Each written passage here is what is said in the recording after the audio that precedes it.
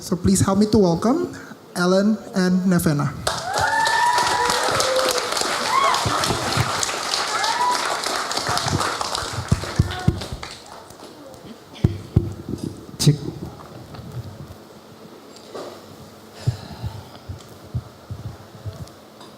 Hi everyone, my name is Nevena and right now I'm a happy remote worker living my life in Bali.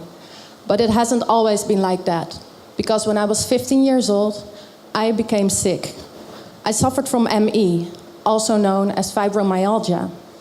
This disease is characterized by neurological symptoms, extreme exhaustion and pain in the muscles. The first few weeks I was sick, the only thing I could really do was sleeping, and for almost 2 years I couldn't go to school. Then there were days where I was doing really good and other days where I didn't really feel alive because of the pain and the tiredness. But after several rehabilitation programs, I'm proud to say that after 7 years I finally recovered from ME.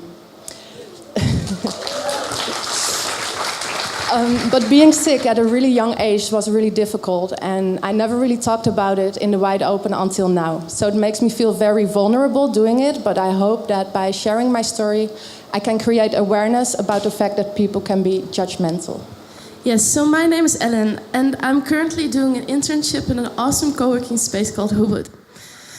Many of you might think that my life has always been this good.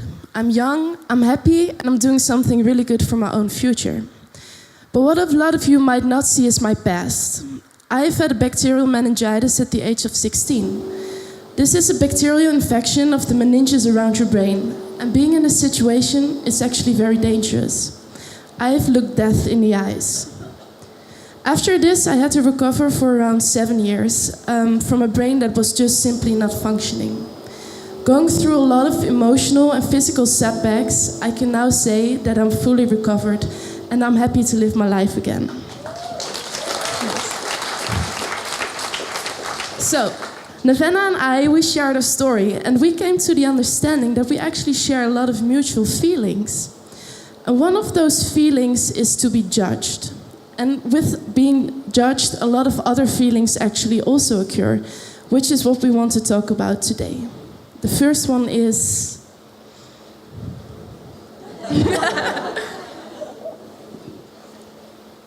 Exclusion.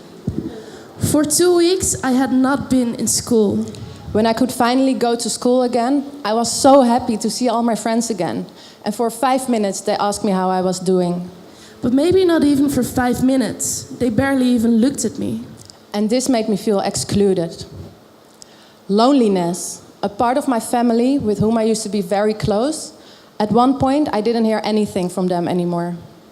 My friends, they were going on a holiday, and I was supposed to go with them, but I couldn't because I was too ill. They never ever sent me a message, not even saying that they missed me there. And this made me feel really lonely. Judgment. People telling you, it's not real what you feel, it's just between your ears. Aren't you supposed to get over it now? I'm not gonna ask you anymore because you wouldn't join anyway. Huh? You? You don't even look sick. So, with this you lose connection. What we're actually trying to say here is that we lost connection with others, and others lost connection with us. And when you lose connection with others, what actually happens is you lose connection with yourself. And when you lose connection with yourself, that can cause depression.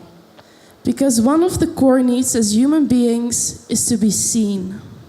And of course, losing connection doesn't only happen because of an illness. There are many more other causes. Some people have to go through a divorce. Some people get bullied for years. Some people lose a child or another loved one. And some people, bless them, they get raped. What I'm trying to say here is that most of the time we don't know what kind of battle someone is fighting.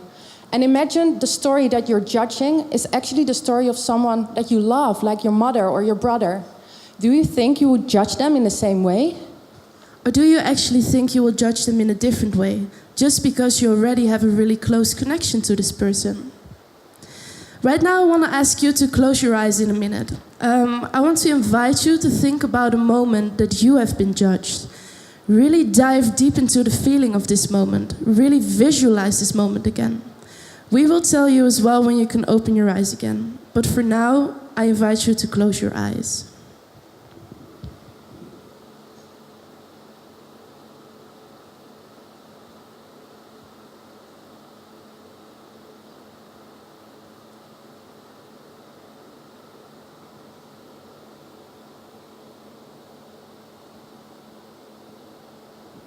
You can open your eyes now. Yes, you're not the only one. In order to create stronger connection, we would like you to consider the next 3 things.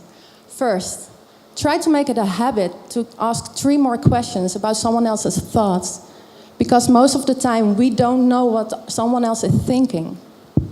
The second is to make your own thoughts conscious, because we believe that a lot of judgmental patterns actually lie in an unconscious mind.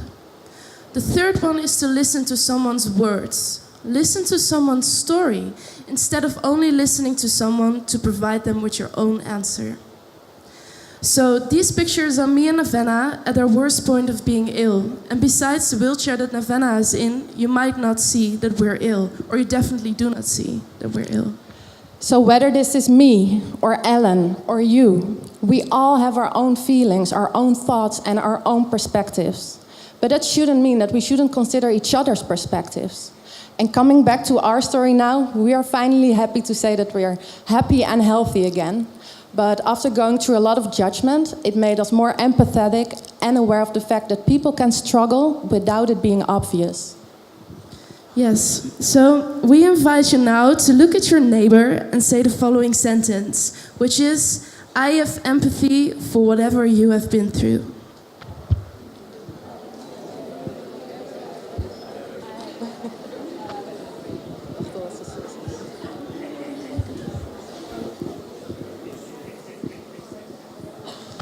I have empathy for whatever you've been through.